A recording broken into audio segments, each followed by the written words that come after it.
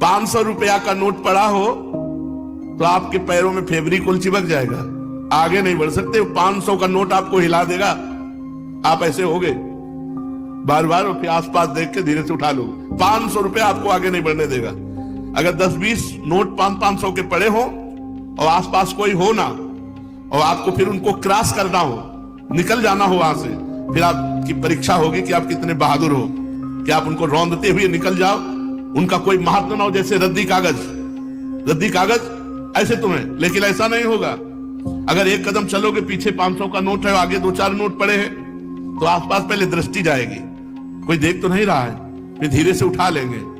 भले हम वो कहीं दान पेटी में डाल दें, लेकिन उठा जरूर लेंगे। क्यों उठा लिए? क्योंकि महत्व है, धन में महत्व है, भोगों में महत्व है।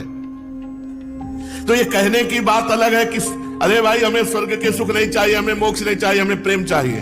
हम तो ठुकरा देते हैं स्वर्ग के सुखों को, मोक्ष को ठुकरा देते हैं, और 500 का नोट ठुकरा के आगे नहीं बढ़ सकते हैं। अगर गुलाब जामुन और मिठाई की बात आ जाए तो मुंह में पानी आ जाएगा, और ठुकरा देते हैं मोक्ष, ब्रह्मानंद। ये सब कहने की बातें हैं।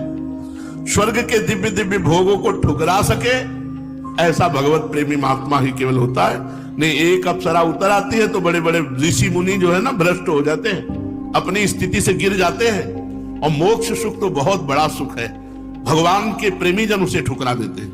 मोक्ष सुख को अगर कोई ठुकरा पाया तो भगवत प्रेमी महात्मा, जो अभी स्वर्ग के सुख जानते नहीं। अब जैसे पहले ऋषि मुनियों के पास जो है अप्सराएं आया करती थी, बोले अमुक ऋषि के पास, जैसे विश्वामित्र जी के पास बोले मेनका जी आई, उनके पास अमुक आई। अब नहीं आती है, जरूरत है नहीं। वो तो जो समस्त इंद्रियों पर विजय प्राप्त करके मृत्यु लोक के समस्त भोग प्रणाली को रौंद दिया और हेरा नहीं उनकी तरफ, तब दिव्य लोकों की अप्सराएं उनके सामने आती है। यहां दिव्य आने की जरूरत है नहीं। तो स्वर्ग के सुख तो तब उतरे ना जब मर्त्य लोक के सुखों का विजेता हो। जब मर्त्य लोक के सुखों में ही भ्रष्ट हो गया तो